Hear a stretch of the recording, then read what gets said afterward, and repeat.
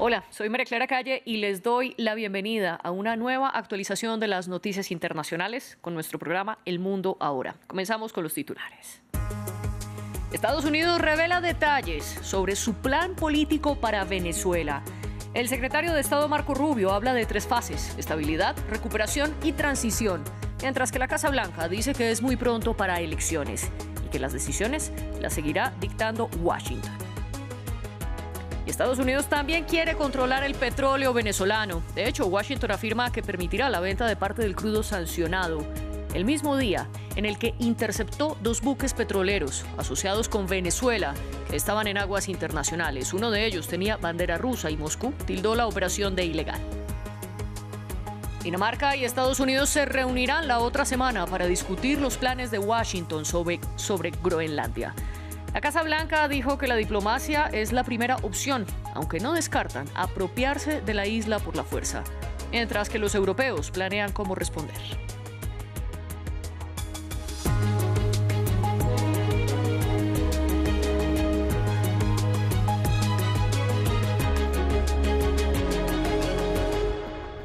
Comenzamos hablando de Estados Unidos y Venezuela, porque hay nuevos pronunciamientos sobre el control político que quiere ejercer Washington. Este miércoles, la Casa Blanca señaló que mantienen lo que calificó de máxima influencia en Venezuela, a pesar de que la presidenta encargada, Delcy Rodríguez, negó ayer que un agente externo gobierna su país.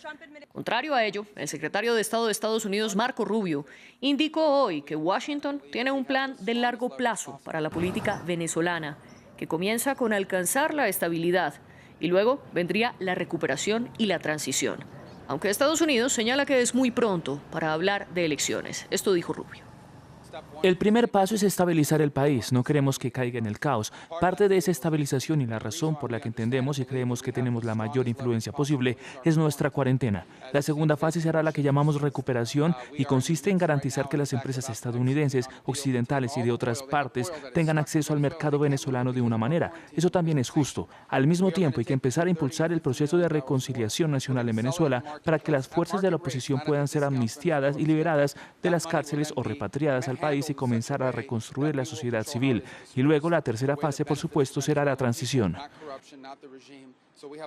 Además del control político, Estados Unidos quiere supervisar de manera indefinida la venta del petróleo venezolano. Esto fue lo que dijo textualmente el secretario de Energía estadounidense Chris Wright. Él también sostuvo que el dinero que resulte de la venta del crudo y de los productos derivados del petróleo venezolano irá a cuentas controladas por Estados Unidos. Luego de su pronunciamiento, la Casa Blanca señaló que posiblemente este viernes el presidente estadounidense Donald Trump se reunirá con compañías petroleras. Y el mismo Trump indicó que Venezuela le entregará entre 30 y 50 millones de barriles de petróleo. Sin embargo, no especificó en cuánto tiempo ni cómo lograrlo, pues actualmente Venezuela produce cerca de 1 millón de barriles cada día. Además de estos pronunciamientos, el ejército estadounidense incautó 2 buques señalados de llevar petróleo venezolano y que habían escapado del bloqueo que impone Washington. Los navíos son el Sofía, interceptado en el Caribe, y el Bella 1, renombrado como Marinera, que fue abordado en el Atlántico Norte. Para profundizar más en este tema, nos acompaña desde la ciudad de Boston José Ignacio Hernández. Él es especialista senior de Aurora Macro Strategies. Es abogado enfocado en petróleo y minería, además, autor del libro Sanciones económicas y nuevos contratos petroleros en Venezuela, entre otros. José Ignacio, bienvenido a France 24. Un placer conversar con usted. Y comencemos por pedirle una explicación sobre cómo funciona el bloqueo al petróleo venezolano por parte de Estados Unidos. Eso le daba autoridad al ejército estadounidense para incautar 2 buques en aguas internacionales, especialmente el buque Marinera, que tenía bandera rusa. Bueno, en primer lugar, muchas gracias por la invitación para conversar sobre estos temas de gran actualidad y gran importancia.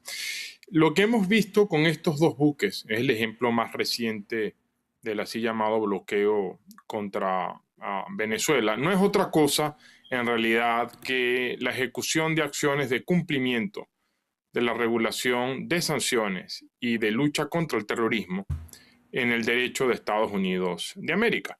Este tipo de incautaciones o comisos civiles, como se le llama, están plenamente respaldados por el derecho de Estados Unidos. Hay de hecho experiencia en este país con el caso de Irán. Y por lo que respecta a la legalidad desde el punto de vista del derecho internacional, pues hay una excepción que aplica en el derecho internacional que rige a las aguas territoriales, que es precisamente la capacidad de ejercer este tipo de acciones sobre buques o naves, tanqueros petroleros en este caso, que no tienen una nacionalidad efectiva. Y esta flota fantasma con la cual PDVSA ha venido eludiendo las sanciones y desviando el ingreso petrolero venezolano por medio de redes ilegales, informales y de corrupción, estos tanqueros, decía, obviamente suelen operar con bandera falsa y eso da piso legal también desde el derecho internacional para el cumplimiento de este tipo de comisos civiles. Y estas sanciones de las que conversamos comenzaron desde 2017 y hacen que se restrinja la venta del petróleo venezolano. Sin embargo, ahora el secretario de Estado estadounidense Marco Rubio dice que levantarán algunas de esas sanciones y que el dinero del crudo liberado llegará a cuentas estadounidenses. Legalmente, ¿cómo cree que esto podría ocurrir?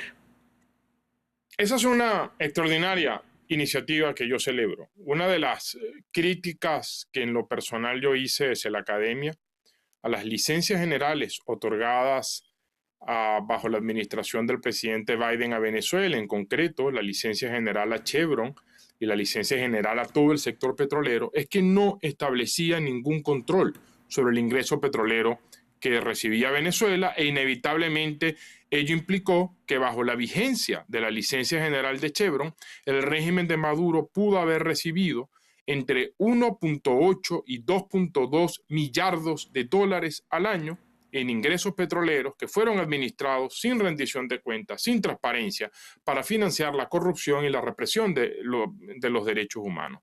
Por lo tanto, un componente esencial de cualquier flexibilización de las sanciones petroleras a través de licencias era inmunizar, si se me permite el uso de la expresión, el ingreso petrolero del régimen predatorio, corrupto, que todavía se mantiene en Venezuela. Por eso creo que esta iniciativa de bloquear ese ingreso por parte del régimen de Venezuela, mantener ese ingreso en cuentas bloqueadas en Estados Unidos, que van a ser administradas con transparencia, con rendición de cuentas bajo la legislación de Estados Unidos, es una buena idea y allana el camino para eventualmente, según cómo evoluciona la situación política en Venezuela, volver a otorgar licencias a compañías petroleras internacionales para que puedan operar en Venezuela.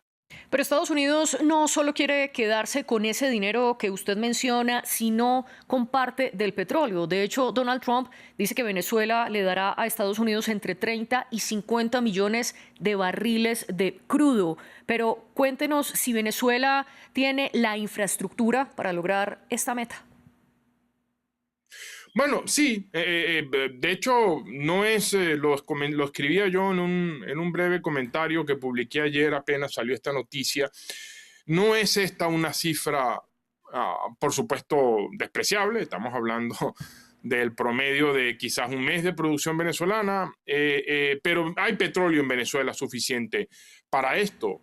Una manera relativamente sencilla que esta cifra pudiera cumplirse es, por ejemplo, Chevron, en lugar de pagarle a Venezuela, como hace hoy día, la participación de Venezuela por la producción de Chevron en crudo, Chevron lo que puede hacer es exportar a Estados Unidos la totalidad de su producción, se queda con la mitad para recuperar costos y otros conceptos, y la mitad que correspondería al gobierno de Venezuela se queda en esa cuenta separada. Es decir, no estamos hablando de cifras necesariamente descabelladas para la muy débil infraestructura petrolera venezolana. José Ignacio Hernández, le agradezco por su tiempo y por conversar con nosotros aquí en France 24. Gracias por la invitación, un verdadero placer. Y nosotros seguimos hablando del lado político, porque Estados Unidos y Dinamarca se reunirán la próxima semana para hablar sobre Groenlandia. Las tensiones han crecido porque la Casa Blanca reiteró que el plan de Donald Trump es apropiarse de la isla, ya sea comprándola o a la fuerza, aunque señalan que la primera opción será la diplomacia. Por su parte, los europeos rechazan esta postura y el presidente del Consejo Europeo, Antonio Costa, agregó que cualquier decisión sobre Groenlandia debe ser tomada por Dinamarca, el reino del que es parte la isla. Nuestra corresponsal en Bruselas, Esther Herrera, nos cuenta más de cómo se prepara el bloque de los 27.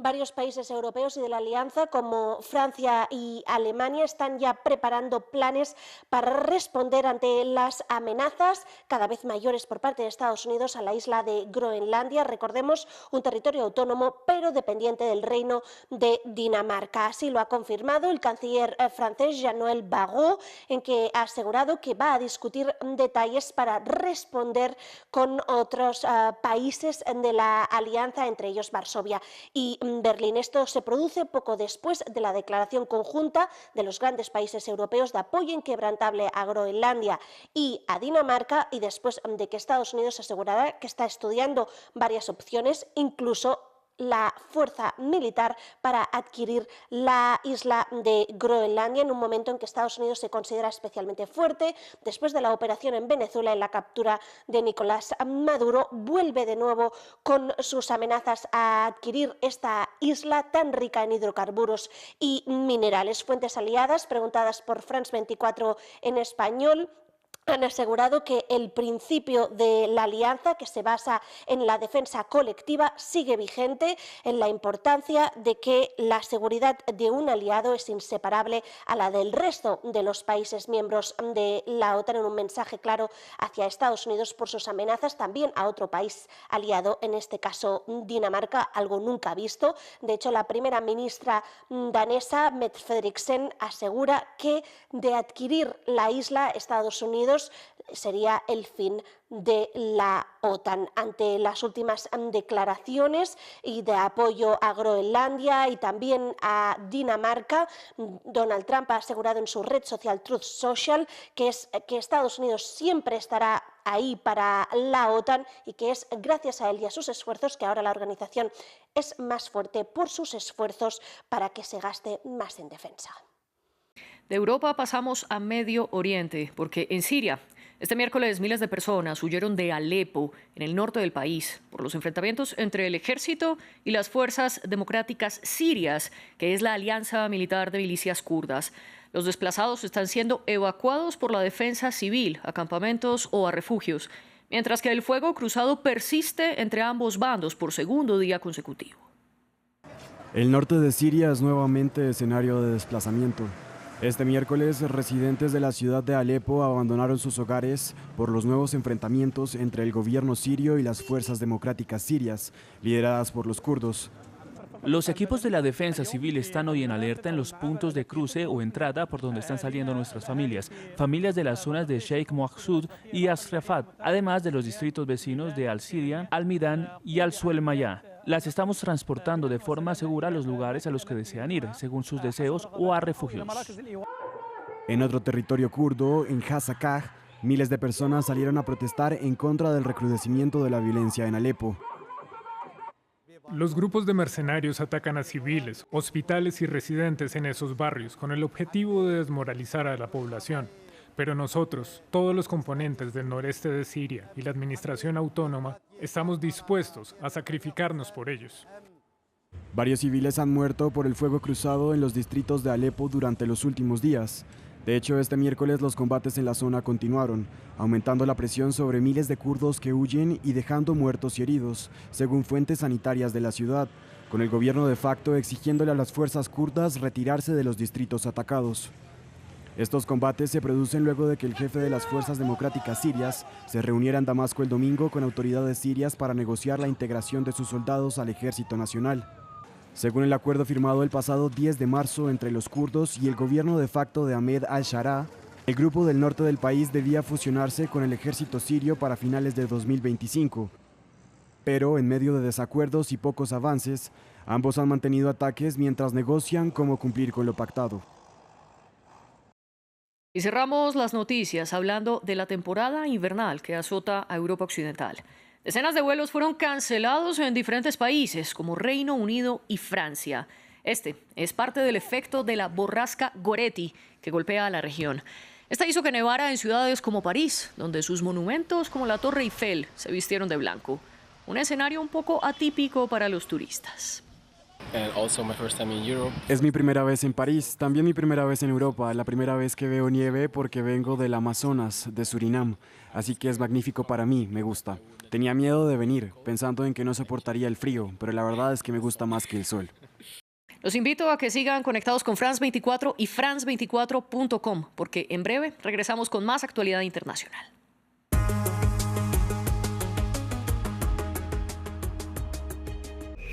Bienvenidos a Corresponsales, el programa de France 24 que los invita a dar una vuelta al mundo de la mano de nuestra red de periodistas.